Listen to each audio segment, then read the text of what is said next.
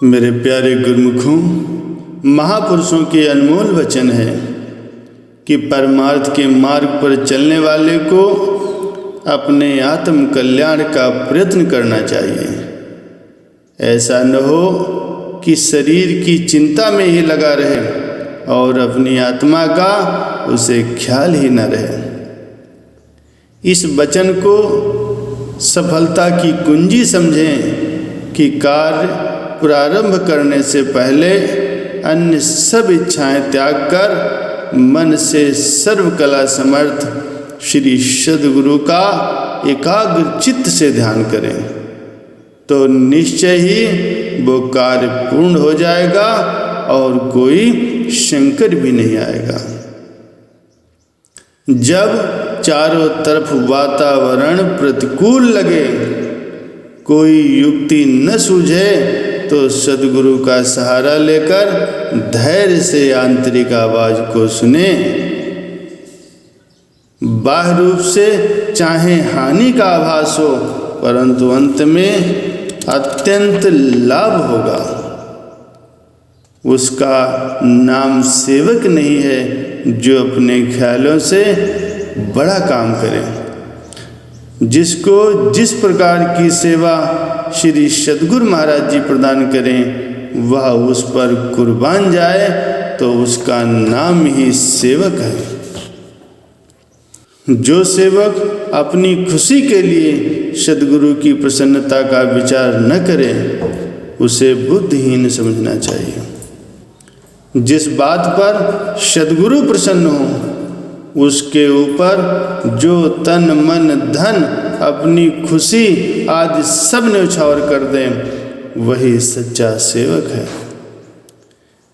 प्रेमी के हृदय में प्रभु विराजमान होते हैं, इसीलिए उसके हृदय को कभी ठेस नहीं पहुंचानी चाहिए। सद्गुरु के श्री वचन सब ग्रंथों का सार हैं। जो नम्रता धारण कर सद्गुरु की प्रसन्नता ग्रहण करे, उसका नाम ही सेवक है। भगवान के वचन हैं, जब याद करते हैं मुझे प्रेमी, हृदय से एक बार एकदम आ जाता हूँ, चाहे रहूं सात समंदर पार। ये मालिक का वरदान है।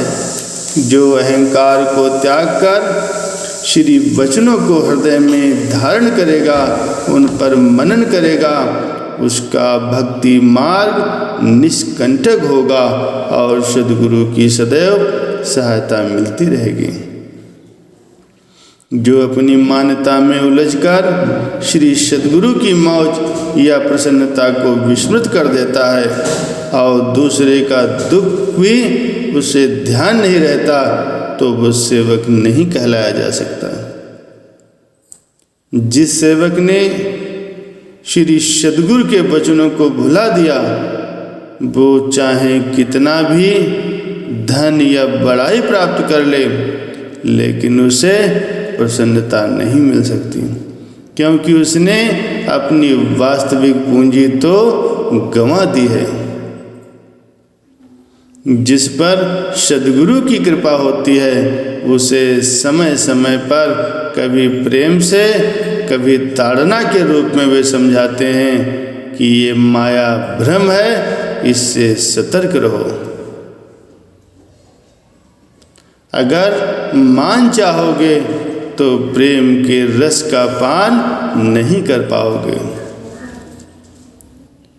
ये कार्य मैं नहीं कर सकूंगा, ऐसे कमजोर विचार नहीं होने चाहिए। सद्गुरु मेरे अंग संग हैं, मैं सब कुछ कर लूँगा, यही भावना हृदय में रखनी चाहिए। सद्गुरु को जिस बात की चिंता हो, जब तक सेवक वह पूर्ण न करे, तब तक उसे सुख की निंद्रा नहीं सोनी चाहिए। जिसने दिल से सद्गुरु का आधार लिया है, उसे दुख सुख मान अपमान स्पर्श नहीं कर सकता। लोगों को चाहे ये आभास हो कि अमुक व्यक्ति दुख सहन कर रहा है, परंतु वह उससे सदा ही न्यारा और निर्लेप रहता है। सांसारिक दुख ही वास्तविक सुख की ओर ले जाते हैं। घबराओ मत, इस क्षणभंगुर दुख को सहन कर भक्ति की तरफ रुख करो, तो तुम स्वयं को ही सुख रूप पाओगे।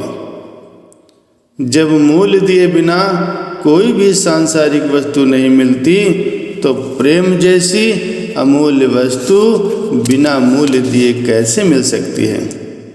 वो तो केवल दिल देने से ही उपलब्ध होगी। जब सेवक का दिल श्री सद्गुरु के वचनों और उनकी आज्ञा में लय होकर एक रूप हो जाता है, तो ऐसी प्रसन्नता का पारावार नहीं रहता। इसी प्रसन्नता की मस्ती में मैं मेरी अथवा खुदी का आवरण नष्ट हो जाता है। आप सद्गुरु का द्वार छोड़कर अन्य किसी भी द्वार पर भटक कर व्यर्थ परेशान मत होइए। पूर्ण विश्वास रखिए, तो आपके कार्य स्वतः ही सिद्ध हो जाएंगे। श्रद्धावान ही लीलाधारी प्रभु की लीला देख सकते हैं।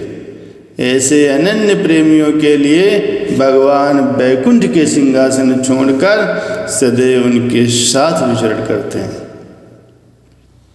लाखों करोड़ों में ऐसा कोई भाग्यशाली होता है जो एक पल भी मालिक से दूर न रहे और एकांत में बैठकर उनसे बातें करें। मालिक के प्यारों की शान को देखकर उनसे ईर्ष्या नहीं करनी चाहिए, बल्कि मालिक से यही याचना करनी चाहिए कि मुझे ऐसा बनाइए कि मैं भी आपके दिल को भा जाऊं और आपकी कृपा से आपके दरबार में स्वीकृत हूँ। सेवक और स्वामी का जन्म जन्म से प्यार है। स्वामी के लिए सेवक अनेक कष्ट और कठिनाइयाँ सहन करता है और श्री चरणों में विनती करता है, ये मालिक मुझे और अधिक प्रेम दो। ऐसी प्रार्थना स्वीकृत कर मालिक ने उसके साथ पक्का इकरार किया है कि तुमसे हम एक क्षण भी दूर नहीं रहेंगे और तुम्हारे हृदय में सदैव निवास करेंगे। जो सेवक श्री सद्गुरु के चरणों में चतुराई छोड़कर प्रेम धारण कर नम्रतापूर्वक दिन रात प्रार्थना करता रहेगा, तो सद्गुरु से मन और माया के चंगुल से बचा लेंगे। ऐ मेरे सुखदाता दुख हरण प्रभु, मैंने तुम्हारे द्वार पर आंचल बिछाया है। अपना बिरद संभाल कर अंत तक अपनी निज शरण में ही ओट देना। बोलो जयकारा बोल मेरे श्री गुरु महाराज की जय।